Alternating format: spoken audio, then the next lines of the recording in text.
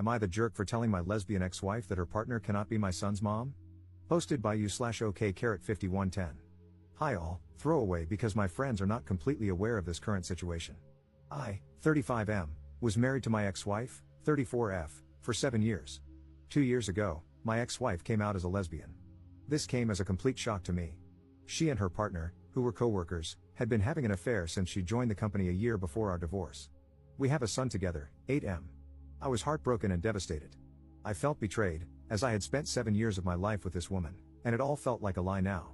When I confronted her, she told me that she had to live her truth and that she tried to suppress her identity because she didn't come to terms with it until she met her partner. When I asked whether she loved me, she told me that while she loves me, it's different from how she loves her new partner. This broke my heart even further. The divorce was quick as she did not want anything from me, and we agreed to a 50-50 split of custody. I decided to go no contact with her and handled the custody transfer process through my sister, 27F, whom I moved in with after the divorce. I sold the house, and we mutually agreed that the excess money from the sale would go into a college fund for our son. I could not bear to stay in that house anymore, as it kept reminding me of her betrayal.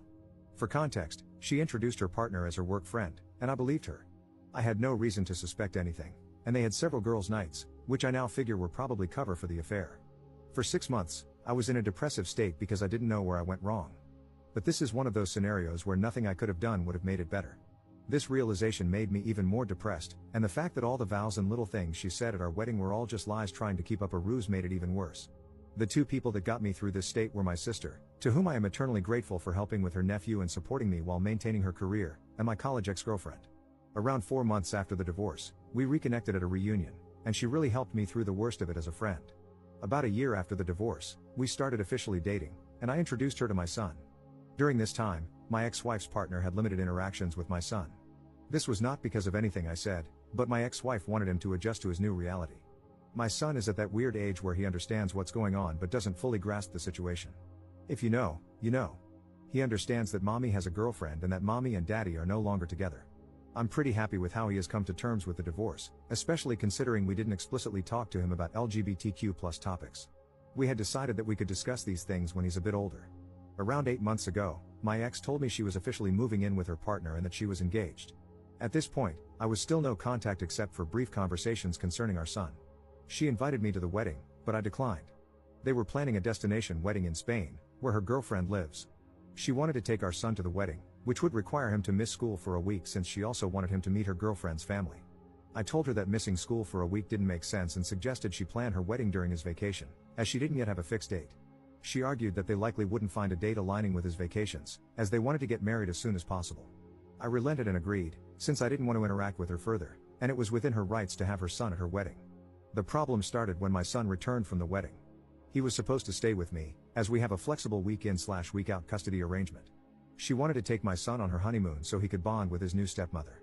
I told her that she had already had 2 weeks with him, as she had custody the week before the wedding, and I wanted to spend some father-son time with him. I told her it was within my rights, and she should go spend time with her new wife. She argued that, since our son's interactions with her partner were limited due to her busy schedule, this was a great opportunity for them to bond. I told her that she'd already had 2 weeks for them to get to know each other. She said they were busy with the wedding and didn't have time. I explained that I had taken vacation days to go to a motorcycle expo and build a Lego set, 2 things my son absolutely loves. She kept arguing, and I finally told her that custody arrangements are in place for a reason, and that was one thing I would not negotiate. She got angry and left. My son and I had a great time together. I even got him one of those kid-sized motorcycles since he liked them so much. Over the next few weeks, we returned to our week-in/week-out routine. One day, I saw that my ex had posted a photo shoot of them and my son under the caption #lesbianmommies. I thought it was just a post, but the way it portrayed them as a family didn't sit right with me. When I had my son for the week, I asked if his mom was saying anything to him. He hesitated but eventually told me that his mother had been trying to convince him to call her partner mom. This shocked me, as I never expected my ex to do this. Then again, I've been wrong before. I asked if it was something he wanted, and he said he felt much more comfortable calling her by her first name and that calling 2 people mom felt weird. I told him it was okay and that he shouldn't feel pressured to do anything. I called my ex and asked to meet up because this was serious, and I wanted to discuss it. I confronted her, and she told me that since she and her partner were married, it was only natural for our son to have 2 moms now. I told her it wasn't okay to pressure him into calling her partner mom, as she is not his mother, doesn't have an active parenting role in his life, and any major parenting decisions require both of us. She tried to argue that, since my girlfriend and I were getting serious, I might eventually want our son to start calling her mom. I told her that, even if we became serious, I would never try to convince our son to call her mom because he already has 2 parents, and he doesn't need more. Then she dropped a bombshell. She and her partner were hoping that, down the line, they could file for adoption. She assured me I'd still be able to see my son but wanted her and her wife to have legal guardianship because they wanted to build a family. I told her absolutely not, and that our partners have no say in our son's life. She accused me of being homophobic for denying her the right to a complete family. I told her that her life choices are hers, but our son's life is something we decide together. The issue escalated further when, 3 weeks later, I found out that my ex had enrolled our son in Spanish lessons, which he told me he hated. For context, my ex is Latin, and her partner is Spanish, so they speak Spanish at home. We had decided to raise our son in English, as she speaks it better than Spanish, and I don't speak any Spanish. When I discussed this with her, she said she wanted our son to connect more to his heritage. I told her I didn't mind the idea in principle, but we'd tried this several times when we were married, and he had shown no interest. She said it might be different this time, as there are now 2 Spanish speakers at home. I told her I was all for bilingualism, as knowing 2 languages is an advantage, but forcing him into something he doesn't want makes no sense. I even suggested trying another language he might like. She accused me of denying our son his roots and went on a tirade, accusing me of denying him his identity and her the right to a family. My girlfriend usually stays out of these matters, but she advised me to contact my lawyer. My lawyer assured me that even if they filed an adoption notice, I could contest it, and it would take something exceptional, like abandonment, for my contest to be rejected. My ex keeps posting pictures of our son as part of her new family, and it's honestly started to trigger me. 2 weeks ago, I interacted with my ex's new wife for the first time after the divorce. She contacted me to meet up and told me that my ex had finally started to recover from the trauma of coming out and building a new life. She accused me of being emotionless and uncaring during the divorce, guilt-tripping my ex into agreeing to 50-50 custody, and standing in the way of their happiness. She also told me I should agree to the adoption in a few years, as they've always wanted a family, and I would still remain my son's dad and could visit him. I told her I didn't care about her emotional state during the divorce and that my custody demands were fair by any rational standard. I told her if they wanted a perfect family image, they should have a child of their own with no connection to me. I feel like all this has started to affect my son more than anything. He's a lot less happy than he was a few months ago, as we had started to adjust to this new reality. For context, since I know this is going to come up, the emotional trauma my ex faced stemmed from her family effectively disowning her after she came out. Her parents don't talk to her anymore. My son, however, has plenty of interaction with his maternal grandparents when he's with me. My ex-wife and her partner make significantly more money than I do. However, my ex-wife earns less than me, but her partner has a senior position and more stability. This was also an argument my ex-wife used regarding adoption, saying they could send our son to private school and provide a better life. The recent elections may have caused some of this urgency, as they worry they might lose adoption rights soon. However, they don't want to adopt him now, but in a few years, so I doubt this is the reason. Update 1 day later. Hi all. It's been crazy seeing everyone's reactions to the situation, and I wanted to share a quick update with you all.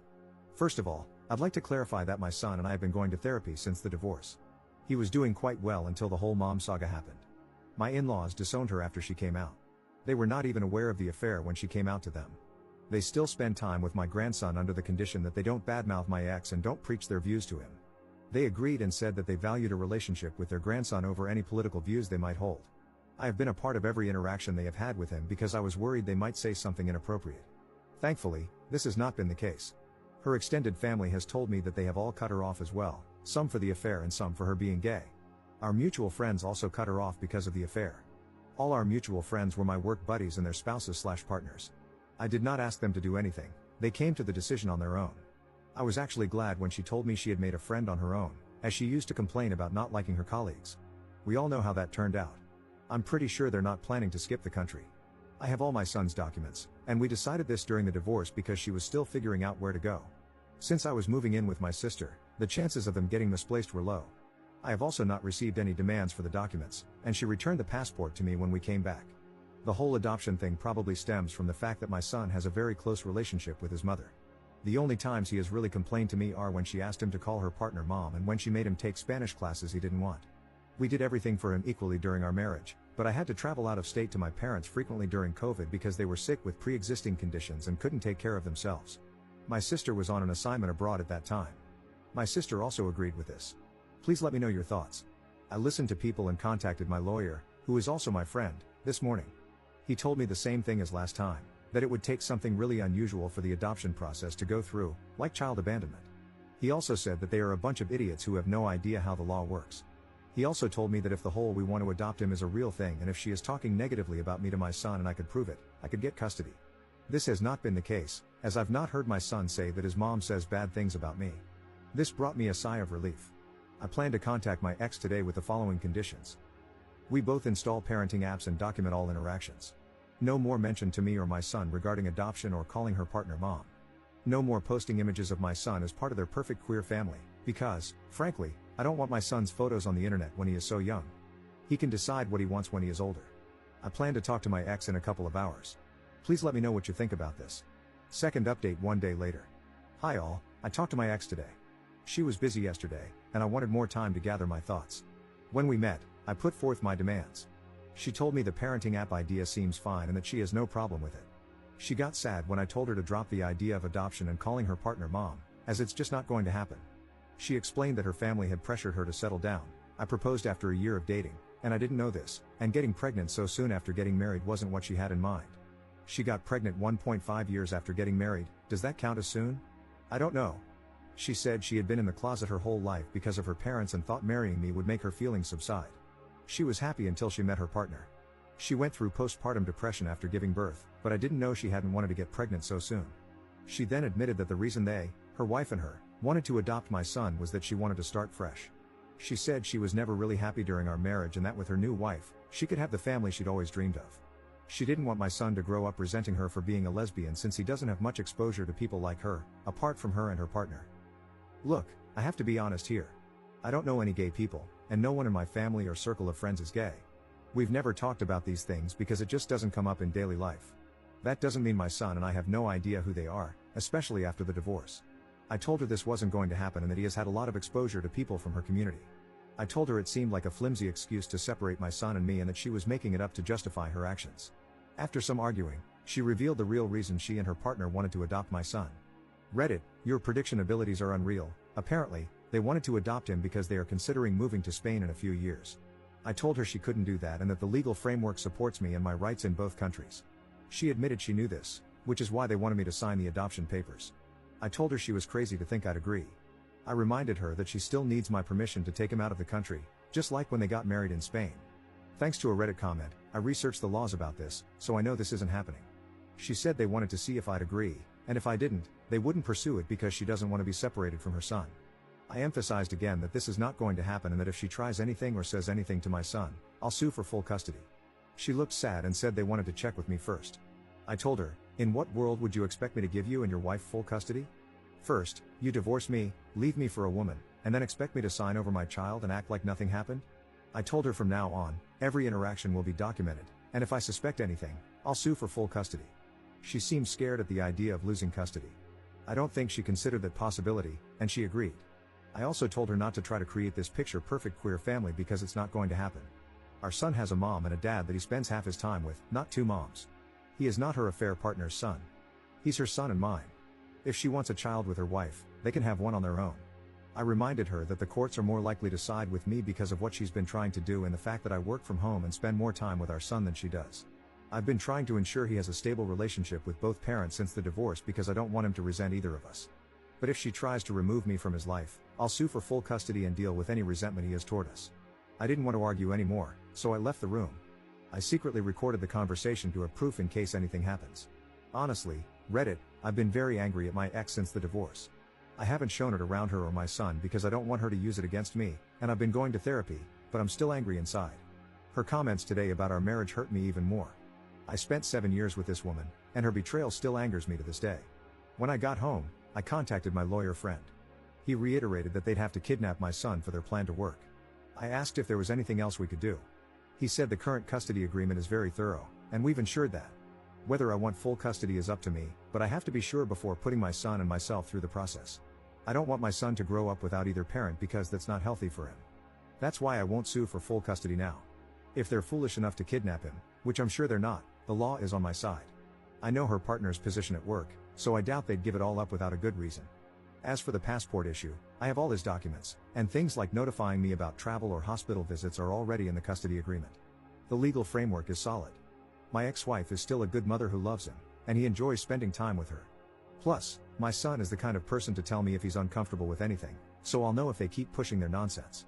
On a positive note, I'm not against Spanish lessons, but my son doesn't like them. I just suggested he try learning a language he enjoys. There are plenty of options. I didn't bring this up with my ex, but now I know she was pushing for Spanish because of the Spain idea. Thank you, everyone, for your support. You really helped me understand the situation. I can't believe I didn't think about her considering Spain until I read the comments. You all are amazing.